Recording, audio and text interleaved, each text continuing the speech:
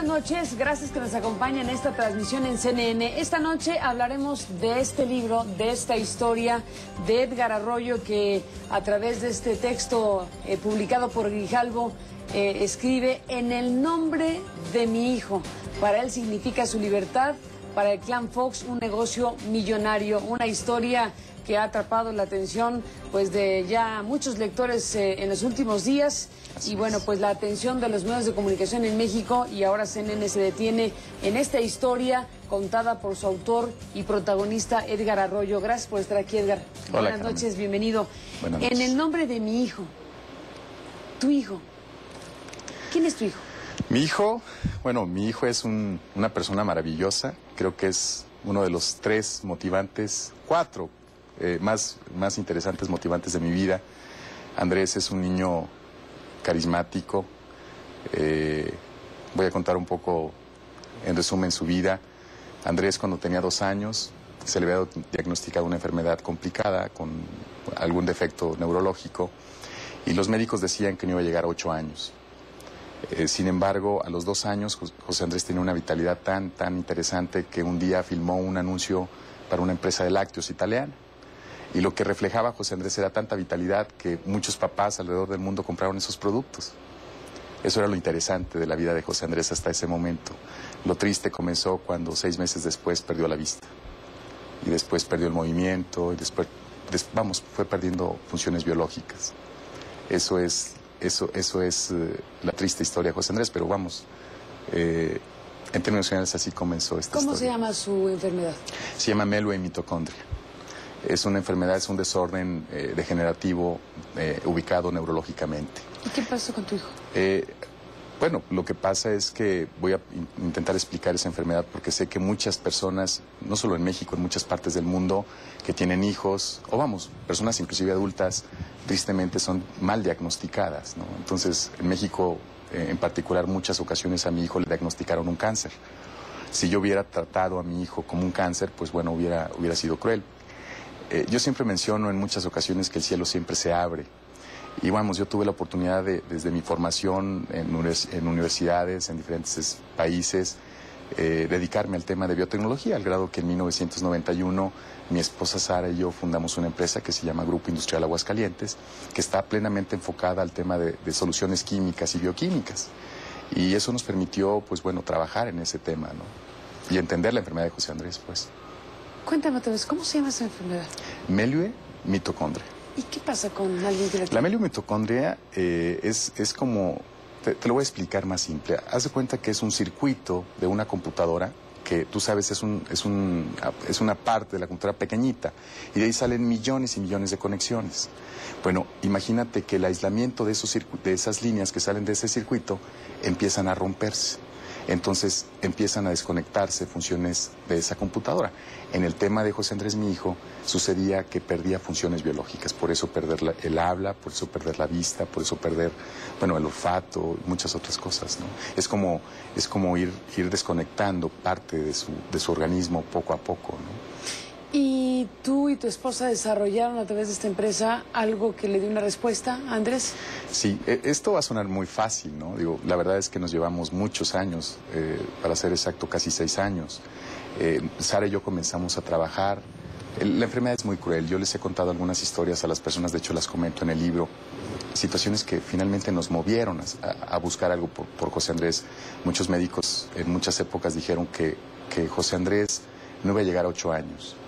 Y que si llegaba iba a tener la peor calidad de vida que un ser humano podía tener. La verdad es que Andrés a los 4 años ya no la tenía. Entonces, como que esperar todavía a los 8 era muy cruel por él, ¿no? No sé si creo que tienes un hijo, ¿no? Un bebé. Bueno, a mi hijo estaba muy enfermito, muy complicado, pero yo me acuerdo que lo veía dormir y me gustaba. Yo quería imaginar que Andrés estaba sano, no era como la esperanza. Porque hubo muchas épocas muy complicadas en donde no llegábamos a nada, ¿no? Y finalmente me gustaba verlo dormir porque de pronto José Andrés, como los bebés, sonreía. Eso significaba que algo en su mente estaba intentando buscar algo, ¿no?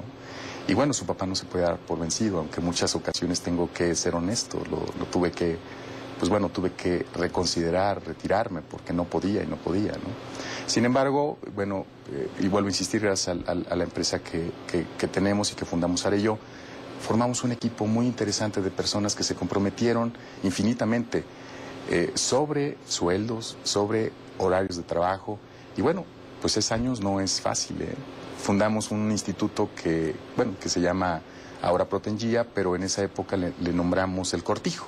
Es un laboratorio abandonado que tenía muchos años de abandonado y lo adaptamos para empezar a producir, bueno, pues algunas soluciones de grado farmacéutico con la experiencia que teníamos y empezamos a trabajar sobre algunos sintetizados de algunas proteínas que permitieron finalmente, después de 6 años, poder revertir el efecto biológico de la enfermedad de José Andrés. Lo que tenía José Andrés es que muchas células que tenía en su organismo estaban tocadas bajo el concepto de autoinmune. Voy a procurar ser muy claro. Lo que hacían sus células es que cada vez que se repetían y se repetían, no entendían que no estaban haciendo lo que necesitaban hacer. Y nosotros creamos una proteína que permitió saltar ese código biológico y entonces empezamos a revertir la enfermedad. José Andrés, te comentaba que a pesar de que dicen que no, vamos, los médicos decían que no iba a llegar a 8 años, José Andrés hace 6 meses cumplió 11 y está clínicamente sano.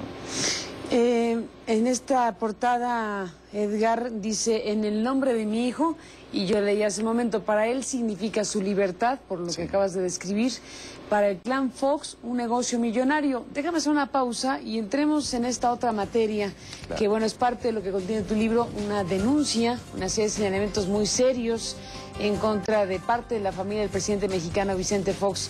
Después de la pausa, nos cuentas.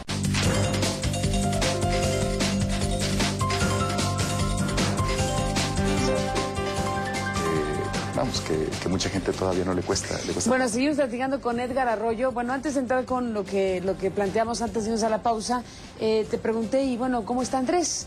Después de que nos dijiste que perdió la vista y que fue desconectándose de sus funciones biológicas, ¿qué pasó o qué pasa con Andrés, tu hijo? Bueno, Andrés, comenzamos en un trabajo de recuperación con muchas terapias, o sea, tampoco es sencillo volver a recuperar, volver a enseñarle a su cerebro qué es lo que tiene que hacer. Es decir, volverle a otorgar neuroflexión técnicamente a todo su cuerpo. Y bueno, después de 1 año y medio podía caminar. Te voy a decir el día de hoy, porque si no, no terminaría. Sí. José Andrés hoy va a una escuela políglota donde tiene que aprender en 3 idiomas. Va 1 año atrás de la generación que debería de ir, pero eso es lo que menos me preocupa. Espero que no me escuche diciendo esto, pero tampoco es el más inteligente de su clase, pero también es lo que menos me preocupa. José Andrés no usa lentes, hace bicicross, natación. Ahora le ha dado por comprar guantes y hace boxeo, no sé por qué, pero al final del día José Andrés es un niño, pues yo siento que clínicamente sano, pero sobre todo un niño físicamente normal. Edgar, ¿y qué tiene que ver el nombre Fox en todo esto? Bueno, este proyecto se concluyó, o empezaba, mejor dicho, protocolos hace aproximadamente unos 3 años y medio, un poquito más. Fue un proyecto que a manera de científico se empezó a ayudar o se empezó a mencionar mucho. En alguna ocasión una persona nos invitó para compartirlo con los Fox a manera de plática. Y bueno, después de eso hubo una sugerencia, una propuesta, que de hecho lo menciono en el libro, con la intención de formar parte de este proyecto. Por desgracia, en esa época, a pesar de que Sara y yo somos empresarios, nunca existió como la necesidad de que ese producto que nosotros desarrollamos finalmente hacerlo un negocio. ¿Por qué te lo menciono, Carmen? Porque cuando tú haces un proyecto, pues le haces un business plan, le pones metas, fechas. En este proyecto no. Este proyecto nos empezamos a dar cuenta que fue muy interesante por las personas que finalmente lo empezaron a entender, pero fuera de la empresa. Te hablo de institutos extranjeros o personas extranjeras, ¿no? Y bueno, en el tema doméstico, pues de pronto en Aguascalientes llegaban muchas personas y nos decían, no, es que yo sé que tú tienes un hijo que tiene algún problema, fíjate que en mi casa pues yo tengo otro hijo, o tengo mi papá, o tengo mi hermano, o tengo mi madre que tiene algún problema, y empezamos, bueno, a otorgarlo como una especie de macronutriente con la intención de que se empezaran a fortificar. Los resultados muchas veces fueron tan interesantes que los médicos también se empezaron a enterar y finalmente, bueno, en esa época quiero decirte que podíamos producir 75 gramos por semana, una cantidad verdaderamente pequeña. José Andrés necesitaba casi 30 gramos por mes, entonces no había mucho para regalar. Y bueno, finalmente ese interés pues empezó a surgir un poquito el interés de muchas personas y de instituciones, inclusive de empresas.